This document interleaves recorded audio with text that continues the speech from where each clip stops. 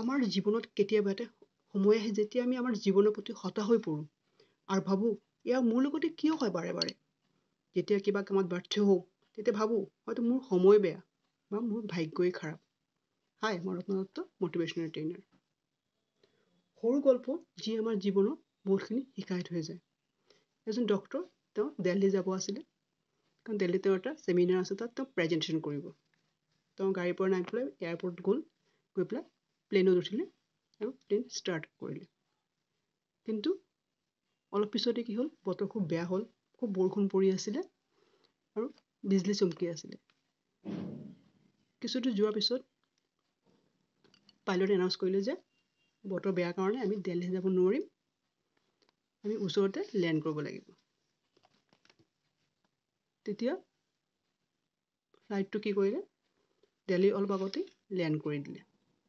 মানুহজন খুব খং উঠিলে যে তেওঁ দিল্লী যাব নোৱাৰিলে, কাৰণ প্ৰেজেণ্টেশ্যন টাইম হৈ যাব, তেওঁ কি কৰিব, খুব খং কৰি আছিলে মানুহৰ লগত। তেতিয়া এজন ওচৰৰ মানুহে ক'লে যে মই আপোনাক চিনি পাইছোঁ, আপুনি ডক্তৰ হয়, আপুনি এক কাম কৰক, আপুনি ওলাই গৈ এটা গাড়ী বুক কৰক, গাড়ী বুক কৰি ইয়াৰ পৰা 3 ঘণ্টাৰ ৰাস্তা য'ত আপুনি যাব লাগে, আপুনি গাড়ীত গুচি যাওক। তেতিয়া মানুহজন কি কৰিলে, ইয়াৰ পৰা ওলাই আহি পেলাই গাড়ী বুক কৰি ড্ৰাইভাৰক ক'লে যে তুমি মোক সময়মতে তাত এৰি দিবা। ড্ৰাইভাৰে ক'লে হওক ছাৰ, মই গাড়ী ষ্টাৰ্ট দিছোঁ। গাড়ী ষ্টাৰ্ট দিলে। অলপ দূৰ যোৱাৰ পিছতে বতৰ আৰু বেছি বেয়া হ'ল।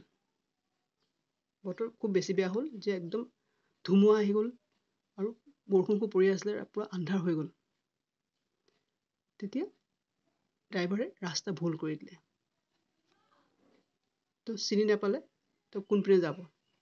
তেতিয়া তেওঁ মানুহজনক ক'লে যে ছাৰ, মইতো ৰাস্তা ভুল কৰি দিলোঁ, ৰাস্তা মই এতিয়া চিনি পোৱা নাই, ইমান বেয়া বতৰ, এতিয়া কি কৰোঁ? এক কাম কৰোঁ, আমি অলপ সময় ইয়াত ৰখোঁ, কাৰণ ইয়াৰ বাহিৰে আমাৰ কোনো ৰাস্তা নাই, কাৰণ এতিয়া মই ৰাস্তা একো বিচাৰি পোৱা নাই কোনপিনে যাম।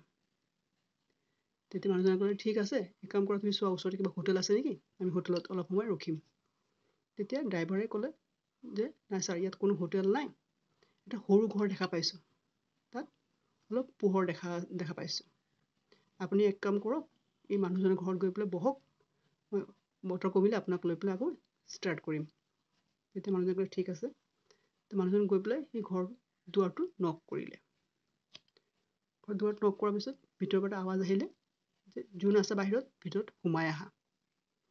তেতিয়া মানুহজন লাহে লাহে ভিতৰত সোমালে। ভিতৰত সোমাই দেখা পালে যে বুঢ়ী এজন মানুহ, তেওঁ ভগৱানক প্ৰাৰ্থনা কৰি আছে আৰু কেঁচুৱা এটা বিচনাত শুই আছে। তেতিয়া বুঢ়ীজনী প্ৰাৰ্থনা শেষ কৰি মানুহজনক সুধিলে কি হৈছে। মানুহজনে ক'লে যে মই ডক্তৰ যাব আছিলোঁ দিল্লী, কিন্তু বতৰ বেয়াৰ কাৰণে মোৰ ফ্লাইটটো কেঞ্চেল হ'ল, গাড়ীত উঠিছোঁ, গাড়ীটো মই যাব নোৱাৰিলোঁ কাৰণ বতৰ বেয়া, মই ৰাস্তা ভুল কৰিলোঁ, এতিয়া অলপ সময়ৰ কাৰণে মই আপোনাৰ ইয়াত ৰখিব আহিছোঁ। তেতিয়া বুঢ়ী মানুহজনে ক'লে ঠিক আছে, বহা, তুমি চাহ খোৱা। এই মানুহজনে বুঢ়ীজনীক ধন্যবাদ দিলে, যে ক'লে আপোনাক ধন্যবাদ, আপুনি মোক সহায় কৰিলে, আৰু ওপৰৱালাকো ভগৱানৰ ধন্যবাদ যে মোক আপোনাৰ ওচৰত ইয়াত অলপ ৰখিবৰ কাৰণে পঠাইছে। তেতিয়া বুঢ়ী মানুহজনে ক'লে যে মই ভগৱানক ধন্যবাদ তেতিয়াই জনাম যেতিয়া মোৰ আশা পূৰণ হ'ব। তেতিয়া মানুহজনে সুধিলে যে কি আশা আপোনাৰ? এইটো চোৱা, কেঁচুৱা এটা বিচনাত শুই আছে, তেওঁ মোৰ নাতি হয়, মা দেউতা ঢুকাইছে, কিন্তু নাতিটোৰ খুব ডাঙৰ বেমাৰ এটা, ইয়াৰ ডক্তৰ দেখাইছোঁ, ইয়াৰ ডক্তৰে কৈছে তেওঁলোকে নোৱাৰে, দিল্লীত এজন ডক্তৰ আছে, ডক্তৰ শৰ্মা, তেওঁ ইয়াৰ ট্ৰিটমেণ্ট কৰিব পাৰিব। গতিকে মই বুঢ়ী মানুহ, টকাও নাই, কেনেকৈ এই কেঁচুৱা এটাক লৈ মই দিল্লী যাম, সেইকাৰণে মই ভগৱানৰ ওপৰত এৰি দিছোঁ, ভগৱানে যি কৰে কৰিব। এই কথা শুনাৰ লগে লগে মানুহজনৰ চকুত পানী আহি গ'ল। তেওঁ ওপৰ পিনে চাই পেলাই ভগৱানক চালে, চাই পেলাই বুঢ়ী মানুহজনক ক'লে যে ভগৱানে আপোনাৰ প্ৰাৰ্থনা শুনিছে, কাৰণ মই যাব আছিলোঁ দিল্লী, কিন্তু ফ্লাইট কেঞ্চেল হ'ল, গাড়ীত যাব আছিলোঁ, ৰাস্তা ভুল কৰিলোঁ, আহি পালোঁ আপোনাৰ ঘৰত, আৰু মই ডক্তৰ শৰ্মা হওঁ। গতিকে এই সৰু এটা গল্পই জীৱনৰ বহুতখিনি শিকাই থৈ যায় যে ভগৱানে যি বিচাৰে তাকেই হয়। আমাৰ ইচ্ছামতে পৃথিৱীত আমি এটা পাতো লৰাব নোৱাৰো। কাৰণ মানুহজন যাব আছিলে দেলহি, আহি পালে এই মানুহজনীৰ ঘৰত।